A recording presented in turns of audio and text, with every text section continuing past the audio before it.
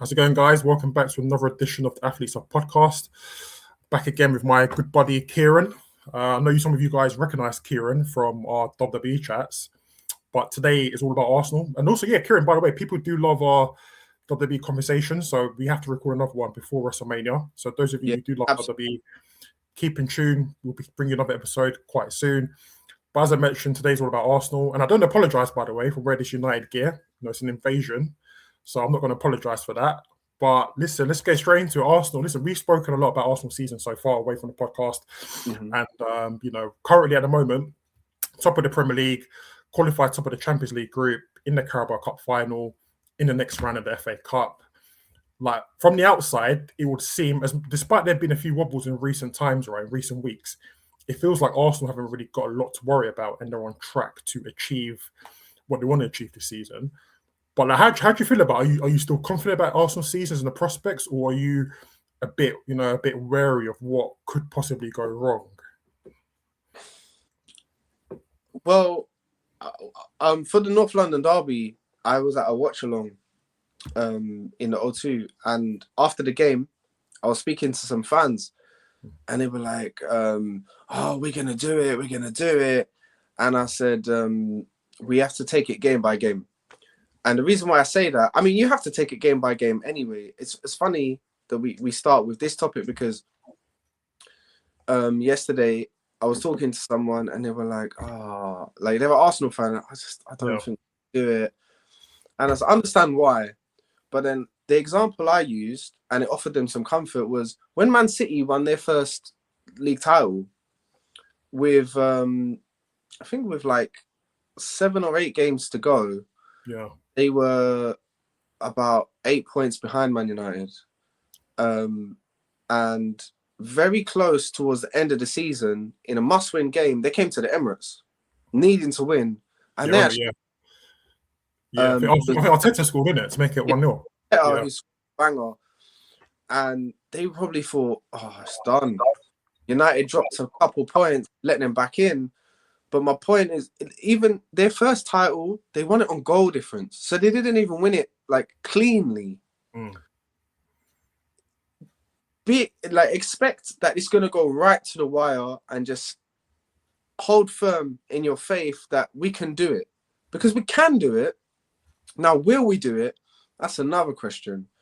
And, when I was talking to the guys at the watch along after the game, I said, look, because they asked me, do you think we can do it? And I said, it's not that I don't think we can't do it. Losing points to Wolves and, Forest, Liverpool, Brentford as well. The Brentford one, actually, I thought was a point gained because I thought they were really, really good. Forgot to mention United at home as well. In isolation, I can take that. The problem is for me, we've won 3 of the last 8 league games, and that's not championship winning form. We've got 10 cup finals left, 10 league games away from history. But we need to win them all to guarantee that we're going to win the league, because we cannot now depend on our cushion that we had. We've lost it. Any points drop now, if City win a game, they're going to go ahead of us. And it could get to a point where you go to the Etihad, beat them, and still not be champions because you've lost too much ground. So now they need to approach every game as a cup final, because that's what it is. We also have the cup final, which I think is going to be very crucial to our season and to Man City season on the 22nd of March, the Carabao Cup final. I think whoever wins that game will have a massive advantage in the title race. I know you mentioned the Carabao Cup, and that's going to be a really sort of, I agree. I think psychologically, whoever comes out on top of that game will, for the rest of the season, will have this momentum, right? Sometimes football's not always about, I guess, playing well. Sometimes it's the psychological effect as well, right? And again, you've got to play them again at the Etihad in April. But when you look at Arsenal's season so far, and sometimes it kind of makes me feel it's strange to me because, again, as I mentioned in the intro, right, you're top of the Premier League. You were at one point well ahead, right? You're in the Carabao Cup final, you qualified top of your Champions League group convincingly, beating the likes of Bayern Munich at home convincingly in a really good performance, and you're next round in the FA Cup. If you look at it from the outside, right, Arsenal are on track to achieve what they want to achieve. So as much as there's been hiccups against like teams like, as you mentioned, Wolves at home, United and Brentford and Liverpool, right? I wouldn't be that worried because Arsenal don't lose many games. They don't lose many games. They might drop points, but they don't lose a lot of games. So again, to win the Premier League, right, you need to have a really good defense. Attack, as Ferguson said, wins you games, but a great defense wins you titles.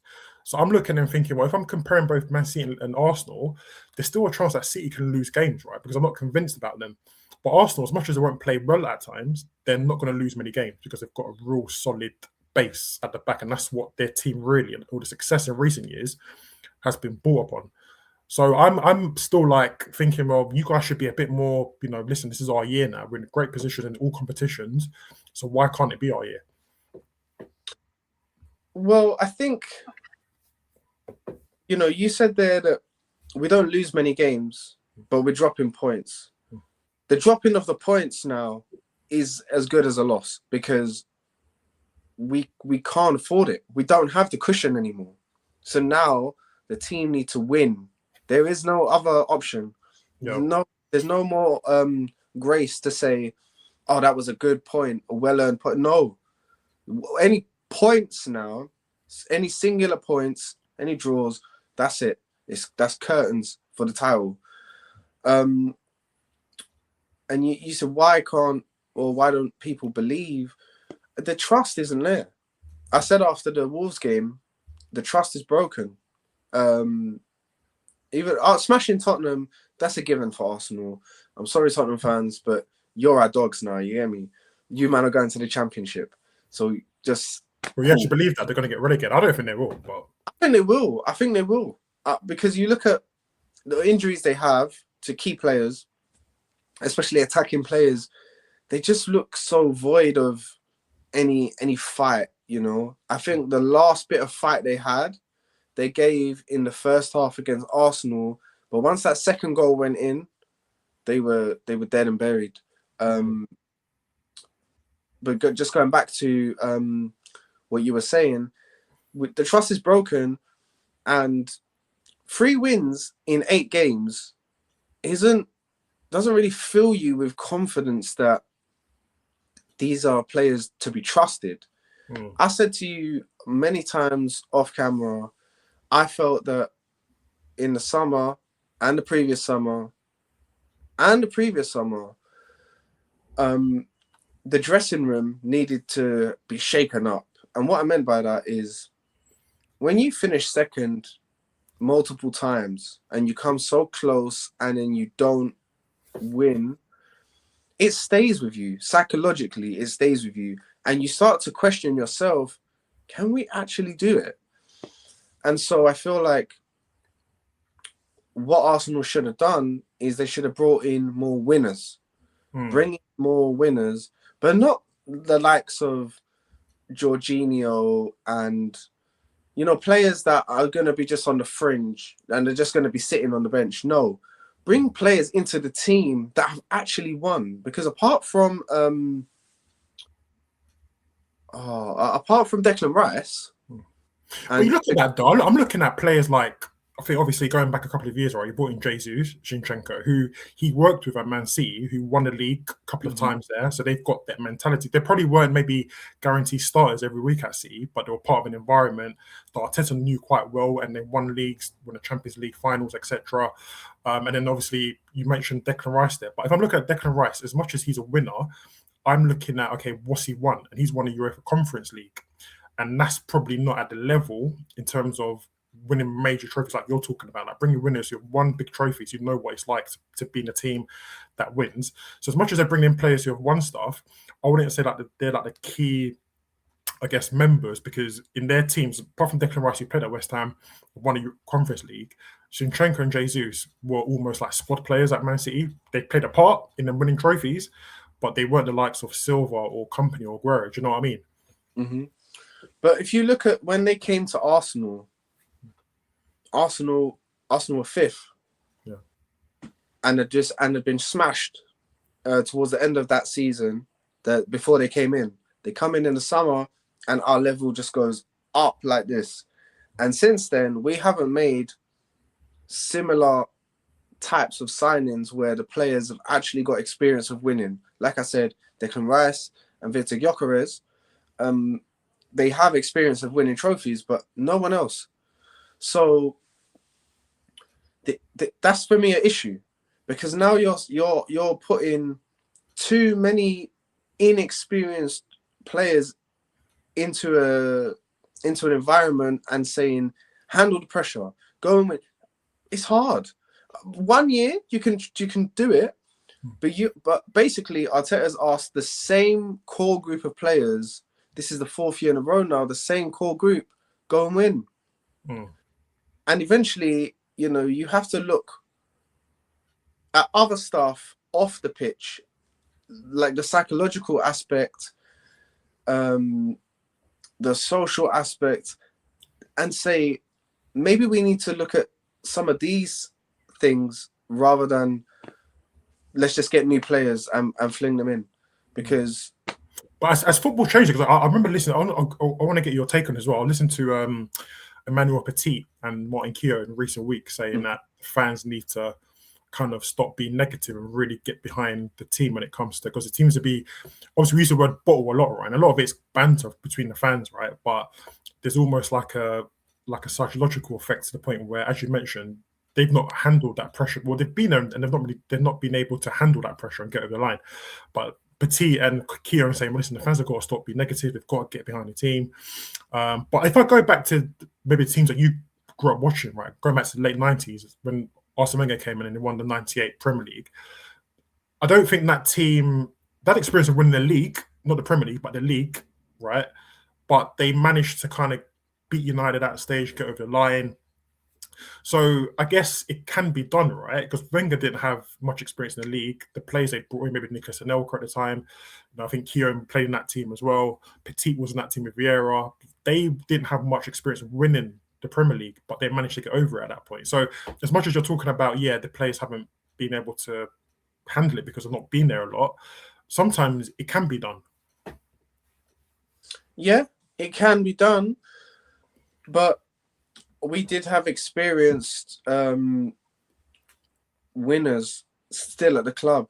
The likes of Ray Parlour, the likes of Tony Adams, Steve Bold, Lee Dixon, Nigel Winterburn. Players that had won. They had won trophies prior to Arsene Wenger coming in. So they knew what it felt like. Most of the players that won the FA Cup in Arteta's first 6 months are not even there anymore. Saka was playing left wing back when we won the FA Cup. So look, they can do it. They can do it, but whether they will or not, I think will come down to how much do you really want it? How much do you really want it? I don't often question the commitment of the players, but I felt like against Wolves and even against Brentford, they didn't really show that real hunger, that desperation to get over the line. Sometimes when Liverpool have been going for titles and it just looks dead and buried. It looks like a lost cause, and then out of nowhere, 95th, 96th, 97th minute, someone scores a goal. Alisson scores a goal. Van Dijk scores a goal. We need that kind of hunger, and that fight. I think that comes down to, before we move on to the next one, but do you agree with like Martin Keough and Petit when he says like the fans have got to stop being kind of too, I know you mentioned there's no trust there because they've not done it before and it's always been the same case, but do you agree with like those pundits saying that you guys as fans just need to be a bit more optimistic about the chances?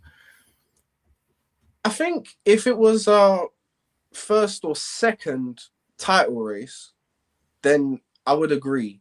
Why I don't agree to an extent is because this is the 4th year now, the 4th potential second place finish.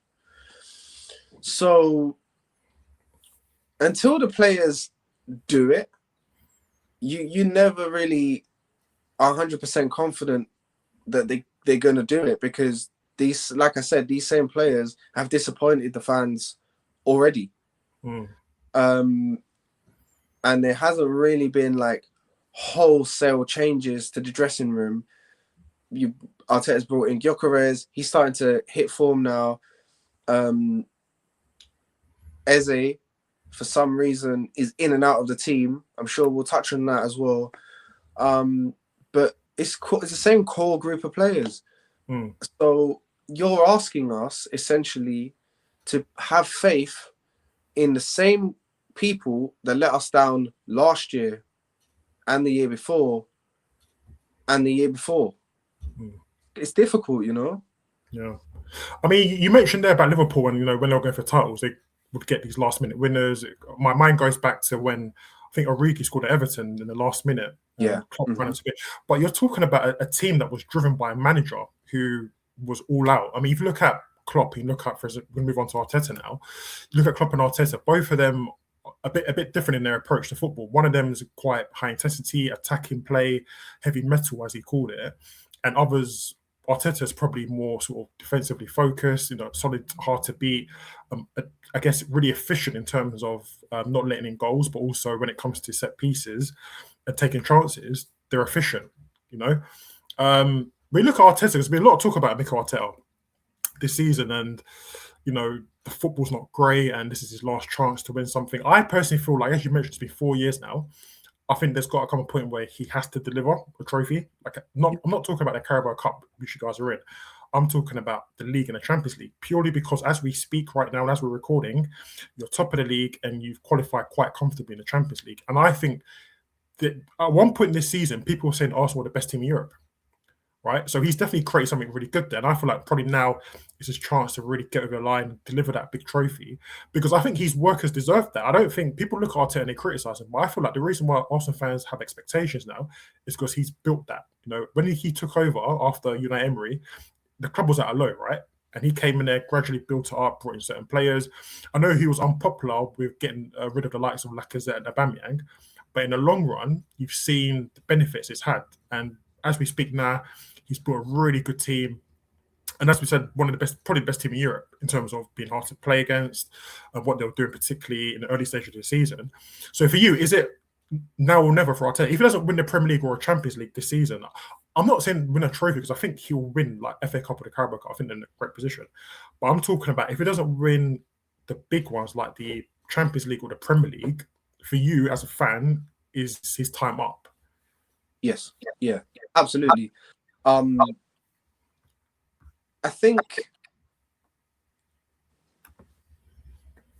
you know, a lot of people talk about money spent, and I don't think it's always been spent well. But we have to remember, when Arteta took over from Unai Emery, the club, the team was malnourished. It hadn't had proper investment really ever. And Emery, he wasn't really financed properly to give him the real platform for success. And Arsene Wenger, he was underfunded for years. And eventually it just started to get worse and worse and worse. So when Arteta came in, he had to like get all the dead wood out and rebuild. And that took time. It took a few years to build the team that he has today. So the money is not really the biggest issue for me. The biggest issue, he comes across as a little arrogant in his methods, in his tactics, in his team selection. Some of his selection choices, they're baffling. I'll give you an example. When we played Wigan, I know people say, oh, it's only Wigan, they're 22nd in League One. I don't care. We was on fire that day. Everyone is like playing really, really well. We're the first team to ever score 4 goals in half an hour in the FA Cup ever. So we made history that day, right? Whether you want to like snigger at that or not, I don't care. Eze was pivotal to that. He created 2 brilliant goals. So you think he's a shoo-in for the Wolves game, right? He must start. No, he doesn't start. And no one can tell me how that made any sense. Instead, you decided to do an experiment and put Saka in the 10. Now, listen, I was all for that, yeah, but not at the expense of Eze. I'm for that if you want to try something different mid-game, or maybe you ain't got none of your attacking midfielders available. But if Eze is available, starting Saka over Eze in that position is unforgivable. So Arteta... Well, you could argue that it worked because he got the goal and Arsenal were 2-0 up. They're comfortable in the game. So from that moment onwards, it's a case of, okay, the players have got to see it out because he's done it. He's made a change which didn't go down well with fans like yourself, but they're in a position where they're winning the game and he's probably worked. And they didn't see it through because maybe the players got complacent. But I get your point about him changing the team, but the change worked, but the players didn't see the... Because if you had won that game, would you still have the same opinion or... I would have said, yeah, I still would have had the same opinion because I had the same gripe with Arteta when Arsenal lost to United at the Emirates. I said, Gyökeres is just hitting form. How can you justify putting Gabriel Jesus up front in this game? How can you do it? You can't. There no one on earth could tell me or could make it seem like a logical choice to take the form striker off. He's just getting forward. He's just getting some confidence and replace him with a man who his legs are completely gone. He's got no physical presence. He doesn't know how to stay on side and doesn't really impact the game that much anymore. He's good for... Well, he's not really good for anything because every time, against Spurs, we didn't take Gyökeres off. In the end, we were comfortable and he went on to score another goal late on. Every time this season, Gyökeres has come off for Gabriel Jesus, we've lost control of the game. And when I say arrogance, maybe it's ignorance. Arteta doesn't seem to learn from these things. And some of the Arteta sexuals, as we call them, the guys that no matter what I spoke to fans at the watch along who said to me, even if Arteta wins nothing, we still want to keep him. I'm like, what? Bro, what? But this is what we're dealing with in the fan base, right? Yeah, man. Like, I think again, if you get to the end of this season, you mentioned about his tinkering with the team selection. If you were to win the Premier League or the Champions League, would you still look back and say, you know what, I'm still frustrated with his tactical approach or his selection in terms of the team? And also, like, what's your thoughts on the football? Because there's been a lot of talk about the football at Arsenal. People say that it's really dire. There's not enough excitement going forward. You've got the tools there in terms of the attacking threat, but it's not being utilised properly. Like, what's your thoughts on the football that's being played under Arteta? Well, first of all, let me answer your question about if he wins the Premier League or the Champions League, would I be still saying the same things? No, I wouldn't. I wouldn't be saying, because he's now proven he's right. He's right and I'm wrong.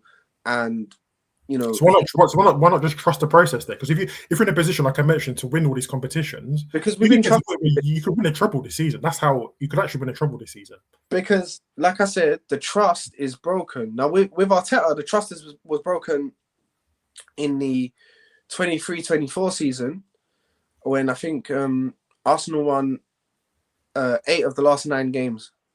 And the one game they didn't win was the one game that he took Kai Havertz out of the forward position and put him in the midfield to again, the same guy, Gabriel Jesus. He's put him in the team and we lost that. He loves Jesus. Worked with him at Man City, probably trusts him, likes him a lot. But this is what I'm saying, that from then the trust was broken because throughout that run, it was the same team pretty much, yeah. And that one game that we lost was the one game that he changed it. He did before and after, it was the pretty much same team. But that one game, he changed it. Havertz is fit because he's still on the pitch, but you took him out of the position he's doing so well in and you put Jesus there, and it just didn't make no sense to me. And those kind of things is why I can't trust him. I can't trust him. Until he wins, you can't trust him. whether it's arrogance, it's ignorance, or something even more nefarious. Like, you know, we're seeing more now. It come out in like the public domain. These kind of contract clauses where players need to play a certain amount of minutes.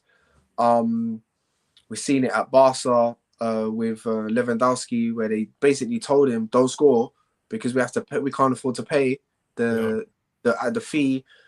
I wouldn't be surprised if some of these players like at Arsenal that get minutes that you can't understand how they're getting these minutes have something in their contract and say, "I must play X amount of minutes a season."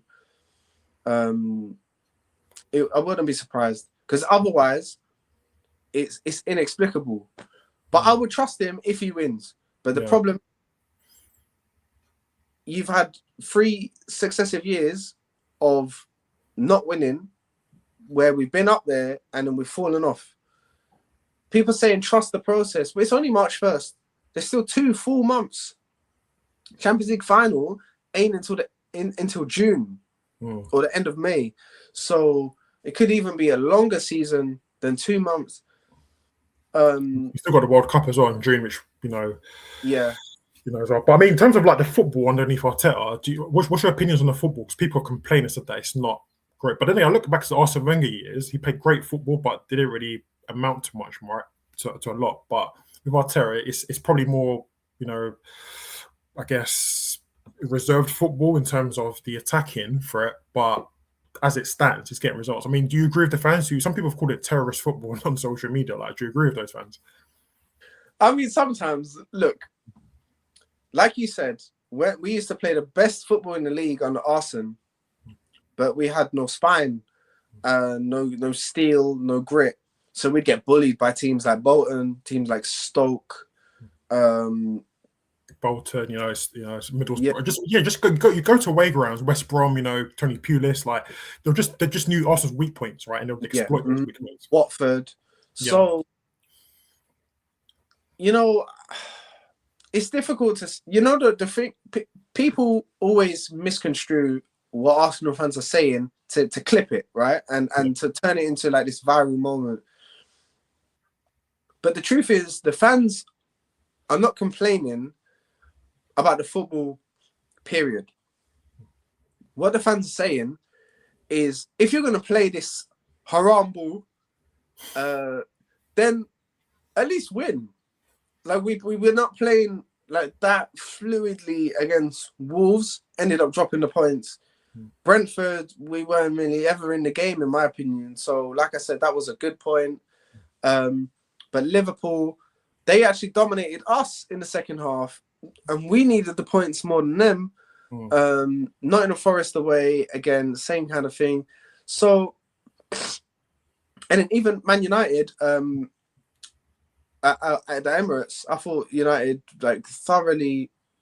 Well, I thought in the first half of that game, Arsenal actually played really well on the front third point. I think the mistake for Mbeumo's goal, that's what kind of changed it a bit. But up until that point, Arsenal were comfortable, to be honest. But then thereafter, remember what I said to you at the beginning about that hunger and that it was United that had that.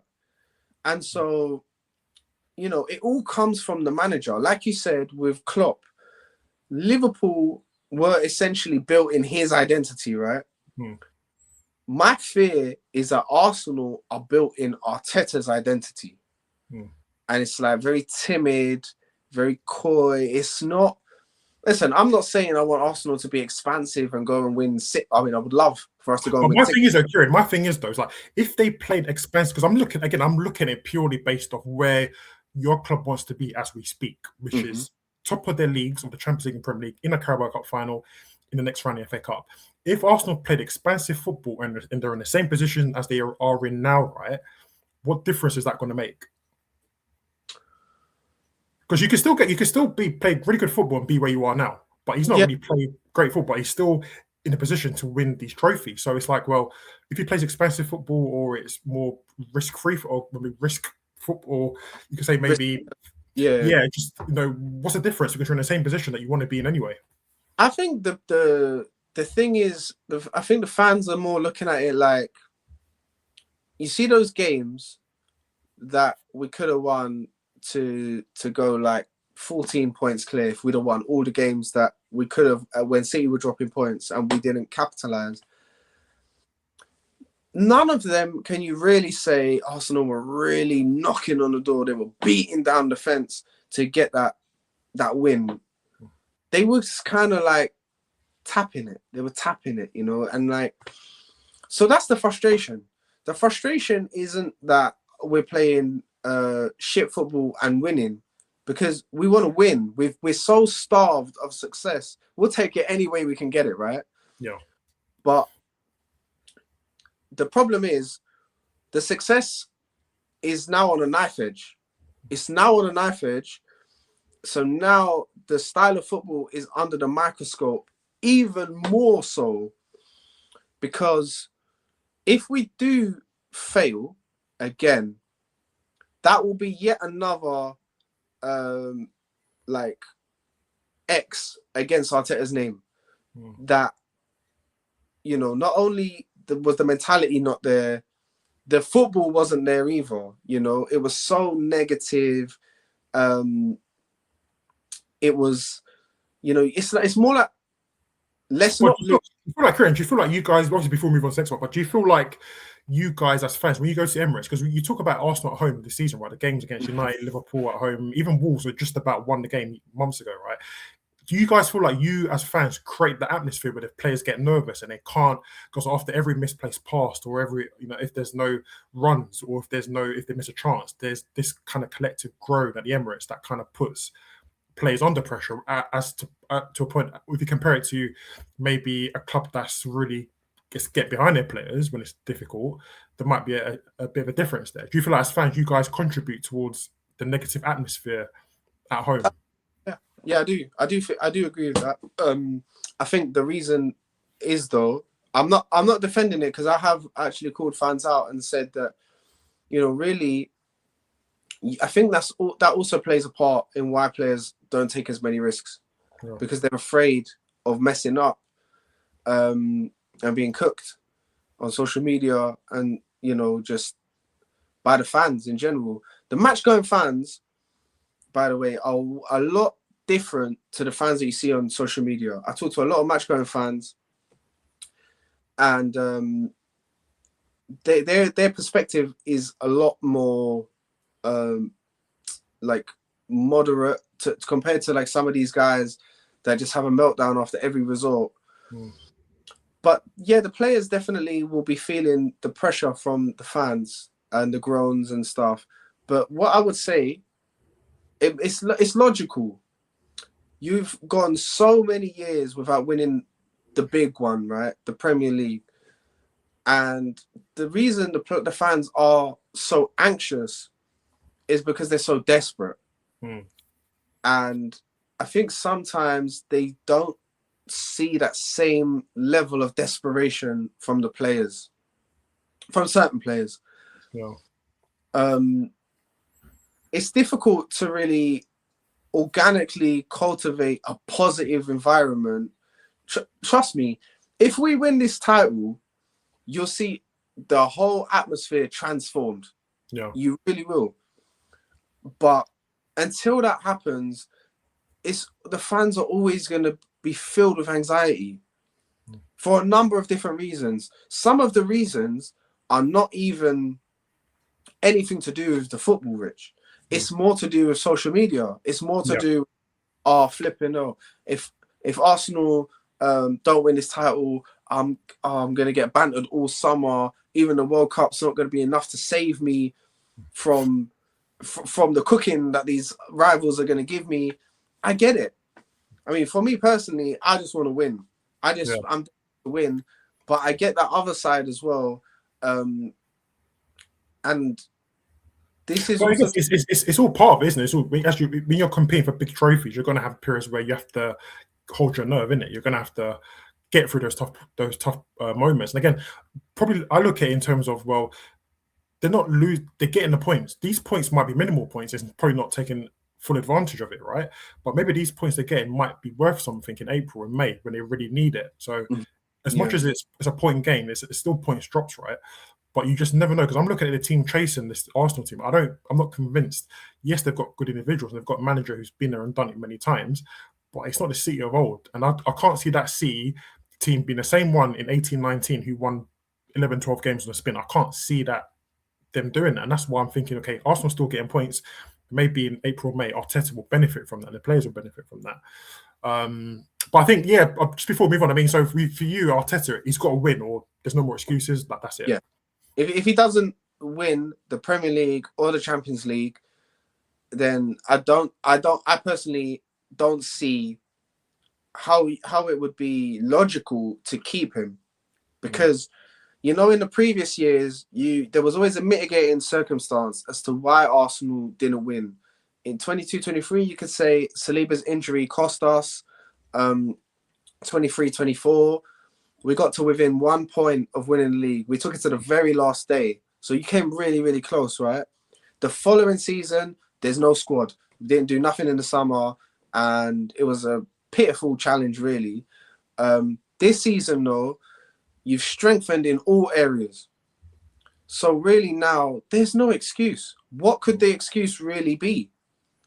So this year, there really is nowhere to hide. It's win or bust. Yeah. One of my friends came on a few months ago, and he said, also Arsenal fan, he said that Arteta was world class. Like, do you agree with that? I think he's a good coach. I've said to you many times, I think Arteta's a really good coach and he had a great career. But if I'm looking at world class managers, I'm putting those ones in a bracket in terms of managers who've won major trophies, like big ones consistently. Yeah. I don't think he's there yet. I think if he was to break the chain this season and win it, go to the line, I think you'll see more trophies follow it in subsequent seasons. But I wouldn't say Arteta's world class now. I think he has to earn it by winning something massive.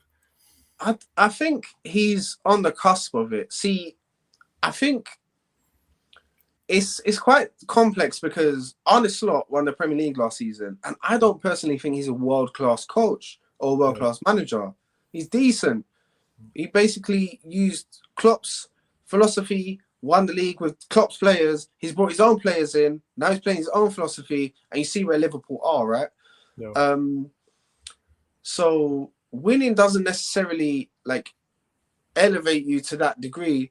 I think you're right, though. With Arteta, I do think you're 100% right. If we can get over the line and win one of the big ones this season, or multiple trophies, then yeah, he definitely would be world class. Not because of the fact that he eventually got over the line, because that would be a big part of it, but also because of the job that he's done from when he came in to now. You see the trajectory. It would be undeniable. Yeah, I agree. He's a good coach. I like the way, even not just his coaching ability, but the way he's dealt with things at Arsenal, the way he transformed the football club off the pitch. I think those things that fans overlook, I think he's done a great job at that. So I definitely agree there. Lastly, you mentioned it before, Viktor Gyökeres joined Arsenal this season. There's been a lot of talk about, his form this year. Scored 2 goals in the North London derby. There's been mixed reviews on Gyökeres this season. Clearly, he signed a great player from Sporting Lisbon, a goal machine. We've not seen that replicated at Arsenal so far. But what's your thoughts on him so far at Arsenal? He had a slow start. He's definitely hitting top gear now. Personally, I think the issues for Gyökeres this season have been that, well, from a technical standpoint, sometimes when the ball goes up to him and he wins that first ball, there's no one around for the second ball. Even Haaland sometimes doesn't hold the ball. People saying, "Oh, he can't control the ball." When the ball's going up to you and you got 3 defenders on you, if you can knock it off, you've done well. Now it's down to your second striker, your number 10, whoever's coming behind you to collect it.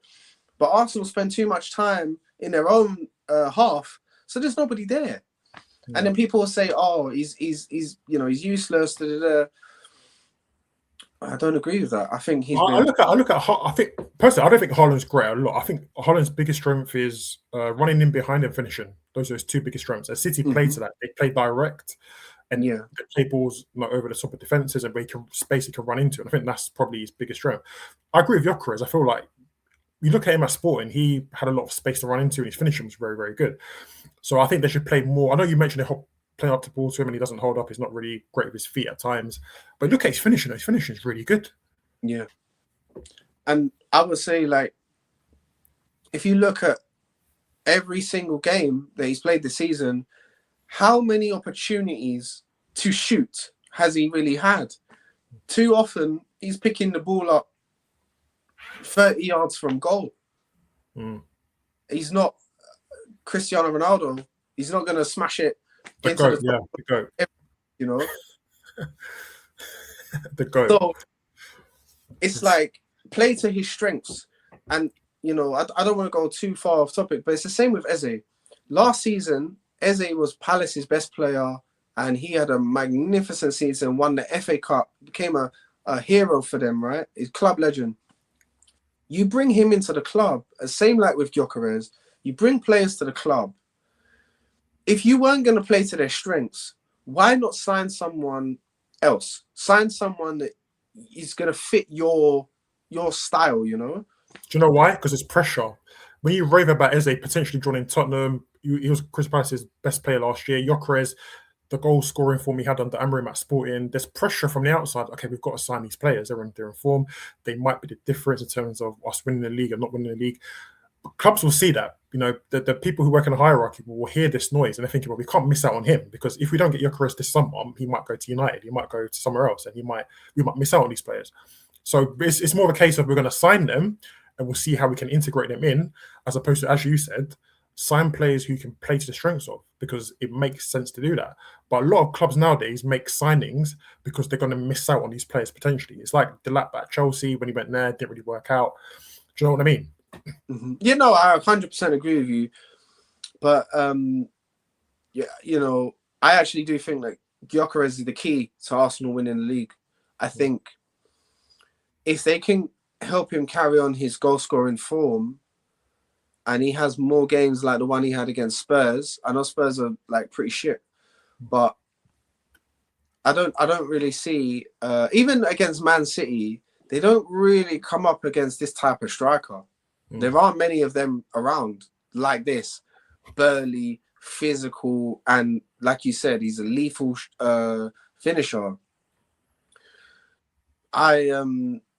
I think he's definitely going to be key. I think Eze as well, you know. These two players are really the key to Arsenal winning the league. Yeah.